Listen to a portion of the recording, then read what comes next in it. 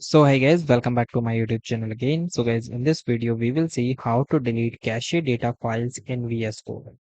So guys, if you want to delete your cache in the VS Code, so guys, first of all you open your this PC. Then after that guys, simply go to the option of home. In the home, sorry, this PC. So you go for this PC and select the local disk C. After that, select the users in your system, then you choose the user. After that guys, here you see the option of cache.